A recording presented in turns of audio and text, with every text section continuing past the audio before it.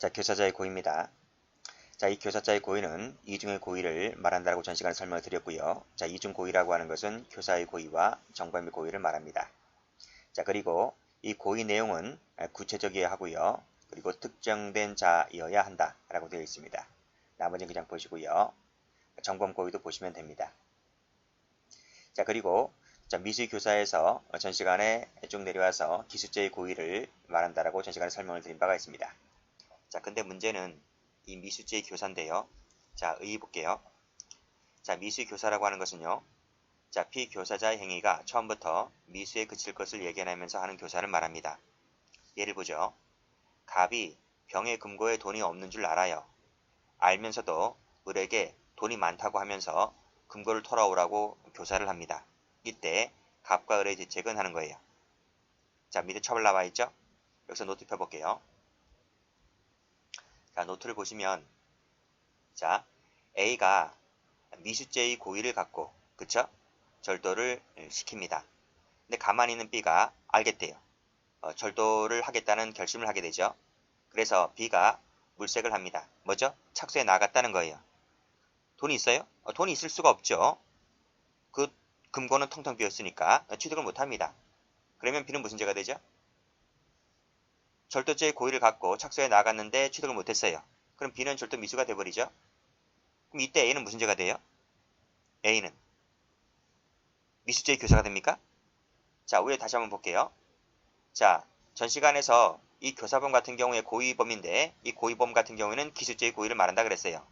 기수의 고의가 있어야 되는 거예요. 근데 이 사실 관계에서는 미수죄의 고의잖아요. 그쵸? 미수의 고의이기 때문에 고의가 일단 탈락입니다. 그래서 A는 이때 불가벌이 되는 거예요. 이 두 가지를 익혀두세요. 자, 다시 교재와 볼게요. 자, 처벌 보시게 되면 피교사자는 뭐가 된다? 미수범이 된다. 이때 교사자는 불가벌이다 이런 말입니다. 자, 됐죠? 여기까지 일단 끊고요. 자, 끊고 다시 노트 와보세요. 자, B가 절도죄의 고의를 갖고 착수해 나갔는데 진짜 돈이 있어요. 돈이 있어서 돈을 취득을 하게 됩니다.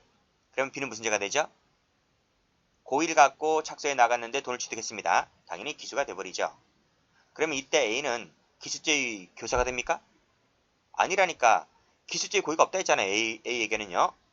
근데 교사를 할 때 저 집에 금고에 돈이 있는지를 없는지를 좀 더 주의해서 살펴보았었더라면 능히 알 수 있었는데 그러한 주의임을 다하지 못했기 때문에 A에게는 과실이 있다는 겁니다. 그래서 A는 과실범이 돼버려요.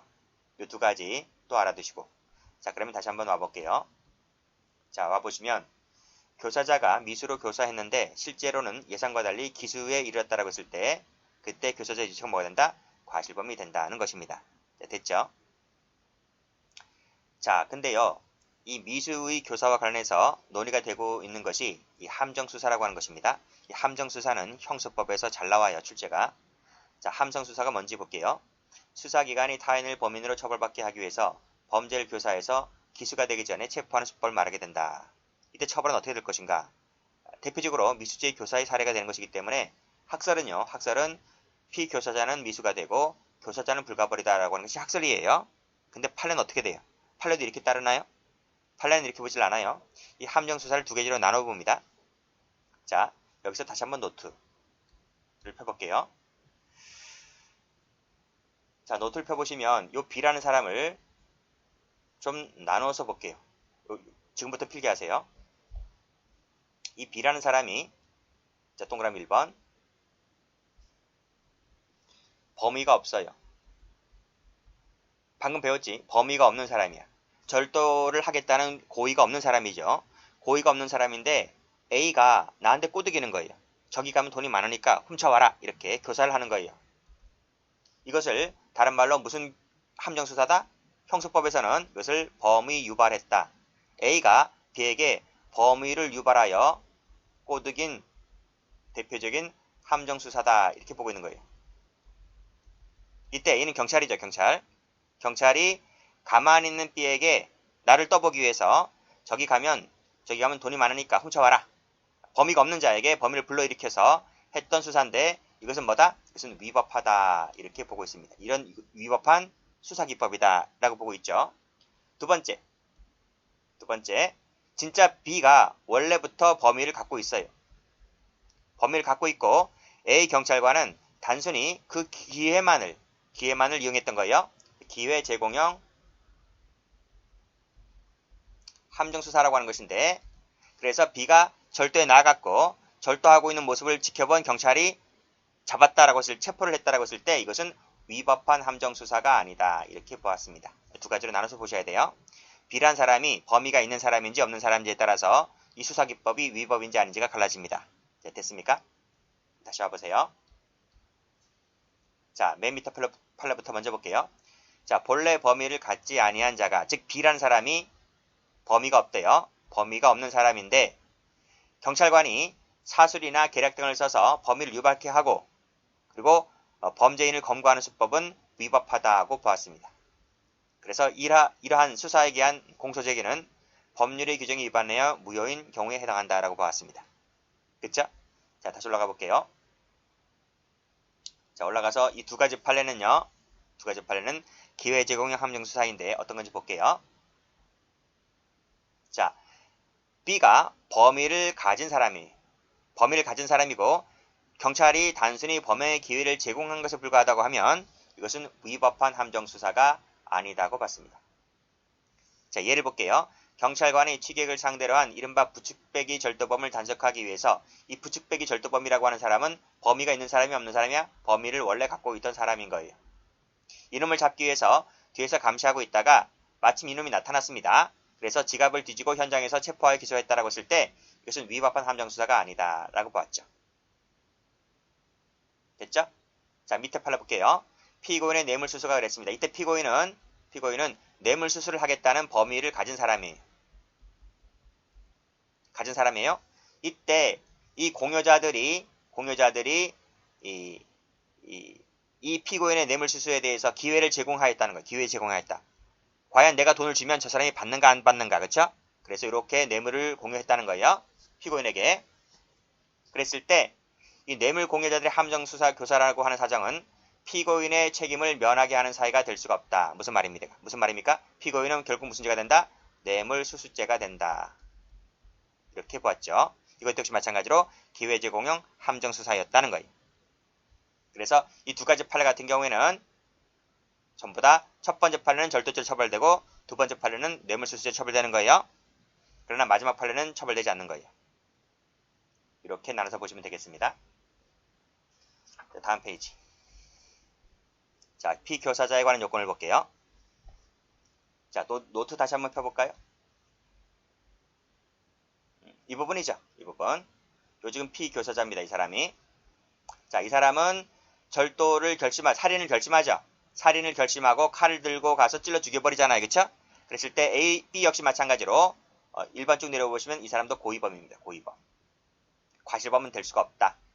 그리고 칼로 찔렀다는 것은 자기죠. 그쵸? 부작이 될 수 있어요? 될 수 있어요. 어떻게 해요? 우리 부작위범에서 배웠잖아. 한강에서 아이가 빠졌는데 아빠가 구조를 하지 않죠. 그때 옆에 있던 사람이 아빠인 나에게 저놈 새끼 구하지 말라고 교사할 수 있잖아요. 그래서 그 교사에 넘어가서 아빠가 구하지 않을 수 있잖아요. 그러니까 B의 행위라고 하는 것은 부작위도 가능하다는 거예요. 부작위도 가능하다. 그 점에서 자 보세요. 이 교사자 같은 경우에는 고의범이었죠. 고의범이었고 그 다음에 자기만 됐죠. 그쵸? 부작위 안 됐죠. 부작위로는 범죄를 유발시키지 못한다고 했잖아요. 근데 B 같은 경우에는 이 부작위가 가능하다는 거예요. A는 부작위가 안 되지만 B는 부작위가 된다는 점을 좀 잘 받으시고 그 다음에 양쪽 다 A든 B든 둘 다 고의범이어야 한다는 건 똑같고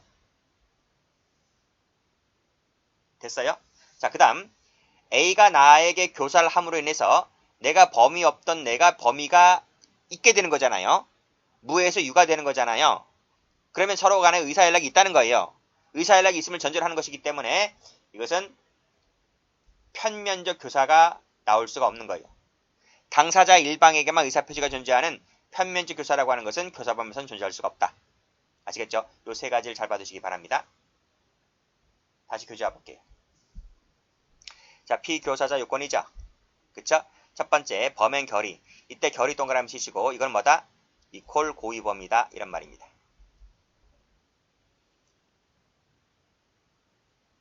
됐죠?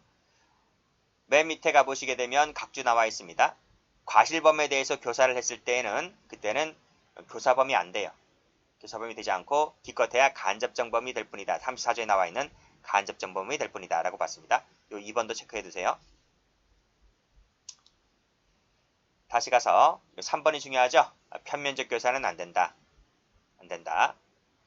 교사받고 있다는 사실을 알지 못하는 편면적 교사는 교사가 될 수가 없다는 거예요. 요 3번 체크하시고 출제가 잘 됩니다. 자, 실행행위입니다. 자, 실행에 착수에 나아가야 한다는 거 전 시간에 설명을 드린 바 있고요. 착수에 나아간다면 기수 미수는 불문입니다. 자, 밑에 효과 없는 교사란 말 나오는데, 자, 그 밑에 법조문 나오니까요. 그때 설명하도록 하고, 자, 밑에 착수에 나가야 한다 했는데 그 착수는 적어도 정도를 보게 되면 위법성까지는 나아가야 한다는 겁니다. 어느 형식에 따랐을 때, 제한적 종속 형식에 따랐을 때 그렇습니다. 자, 신분범 목적범일 때에는 정범에게 그러한 신분이나 목적이 있어야 되는 것이고요. 자, 밑에 판례를 봅니다. 자, 출제가 여러 번 되는 판례인데요. 사실관계를 읽어보세요. 읽어보시면 이게 공동 나와 있고요. 공동이라는 말을 썼으니까 둘은 공범 관계다 라고 볼 수가 있겠죠. 자, 그런데 밑에 보면 자, 피교사자인 피고인을이 증거 변조죄, 변조 증거 사용죄로 처벌되지 않는 이상 처벌되지 않는단 말을 쓰고 있네요. 세번 칠게요. 자, 그렇다면 피고인 갑에 대해서도 공범인 교사범은 물론 그 간접정범도 성립하지 않는다. 이렇게 보고 있습니다. 자, 그래서 성립이란 말을 쓰고 있죠. 처벌되지 않는다 이런 말을 쓰고 있는 것이 아니고요. 그래서 처벌상의 종속성을 말하고 있는 것이 아니라 성립상의 종속성을 말하고 있다. 이렇게 보시면 됩니다. 자, 이 처벌되지 않는다는 말을 쓰고 있긴 하지만요. 이 말 속에는 성립이 되어야 처벌되느냐 아니냐가 나타날 수가 있는 거잖아요. 그래서 이 처벌되지 않는 말 속에는 성립이란 말을 당연히 내포하고 있는 말입니다. 그래서 처벌되지 않는다면 교사범 물론 간접정범도 처벌되지 않는다가 아니라 성립하지 않는다. 이렇게 했기 때문에 이것은 성립상의 종속성을 의미하는 말이다 라고 볼 수가 있겠죠. 자, 다음 페이지 가볼게요.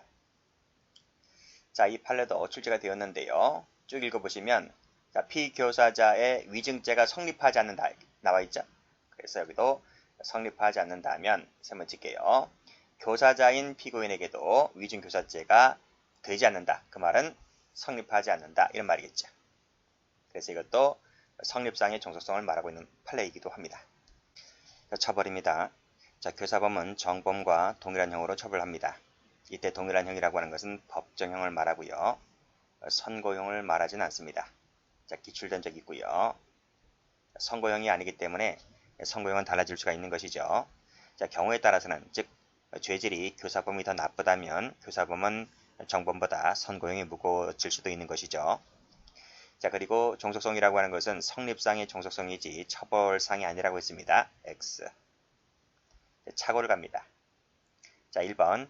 자, 피교사자에 대한 착오라 했는데요. 책임능력 밑줄 그시고 X. 책임능력은 객관적 구성요건 요소가 아니죠. 그래서 고의 인식 대상이 되지 않기 때문에 고의 내용이 포함되지 않습니다. 따라서 책임능력을 착오했다 할지라도 고의가 조각되진 않겠죠. 자, 실행행위에 대한 착오입니다. 이 실행행위에 대한 착오는요. 구제적 사실 착오와 다음 페이지 가보면 자, 추상적 사실 착오로 나눠볼 수가 있는데 시험은 이 2번이 월등히 출제가 많이 되었고 앞으로도 이 2번이 출제가 더 많이 될 겁니다.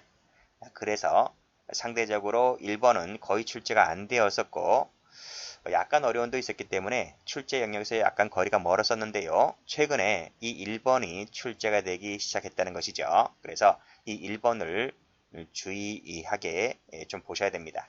그래서 기출문제집 가보면 자, 24년도 경찰 승진 문제인데요. 여기 디귿번을 가보면 가분을에게 A를 살해하라고 교사하였다. 총을 빵 쐈는데 알고 봤더니 A가 아니라 쌍둥이 동생 B였다는 거예요. 자, 그래서 여기 보면 3번, 4번을 보게 되면 구체적 부합설에 따랐을 때, 법정적 부합설에 따랐을 때를 설명하고 있죠. 자, 그리고 22년도 경찰 1차 문제입니다. 이것도 마찬가지예요. 갑오늘에게 A를 살해하려고 교사를 하였다. 그래서 청구를 받아들인 을이 빵 쌌는데 알고 봤더니 A가 아니라 꼭 닮은 동생 B였다. 사실관계 똑같죠? 앞에 거랑. 여기서도 보게 되면 구체적 부합설, 법정적 부합설을 묻고 있고요. 그리고 해설에서 제가 도표를 넣어놨어요. 도표를 기출문제집에서 설명드릴 겁니다. 그래서 구체적 부합설에 따랐을 때, 법정적 부합설에 따랐을 때 이렇게 설명하고 있어요. 그래서 최근에 이쪽이 출제가 되기 시작했다. 그래서 주의하게 좀 보셔야 됩니다. 자, 다시 와서 자, 구체적 살차고죠. 그래서 우리 앞에서 배웠던 사실차고 이론을 해결하게 되는데요. 여기서 구체적 부합설과 법정적 부합설을 각각 알아두셔야 됩니다. 그래서 구체적 부합설은 방법의 착오라고 부른다라고 했는데 이것이 이제 다수열적 견해입니다. 다수를 쓰시고요. 다시 한번 문제집 가보면 여기 나오죠? 여기 보시면 이 방법의 착오가 이 다수설입니다. 물론 객체의 착오라고 보는 견해가 있는데 이것은 어디까지나 소수설인데요. 이 소수설이 출제가 됐다는 거예요. 그래서 올라가 보면 여기죠. 여기 객체 착오라고 나오죠. 구체적 부합설에서 여기 객체 착오라고 나옵니다. 이 객체 착오라고 본다라고 했는데 이것이 소수설인 거예요. 소수설. 소수설이 출제가 됐다는 거예요. 그쵸? 어디에서? 경찰 1차에서. 그런데 앞에로 다시 한번 가보면 요 경찰 승진에서도 여기 보면 요 객체 착오로 본다라고 해서 여기 소수설이 나왔다는 거예요. 그쵸? 좀 어렵게 나온 거죠. 다시 가보면 어디까지나 다수설은 방법의 착오로 보고 있습니다. 그래서 방법의 착오에 따라서 해결하면 됩니다. 법정적 부합설에 따랐을 때는 객체든 방법이든 불문하고 발생 사실에 대한 교사가 됩니다. 그래서 다시 한번 문제집 가보면요. 여기네요. 객체든 방법이든 간에 발생에 대한 교사가 됩니다. 그쵸? 그렇게 되고요. 문제는 이제 요 법정적 부합설에 따랐을 때를 이제 답으로 놓고 나온 거예요. 그래서 법정적 부합설에 따랐을 때 발생 사실에 대한 교사가 된다. 그 정답은 4번이 됩니다. 이제 요 법정적 부합설이 다수설이니까요.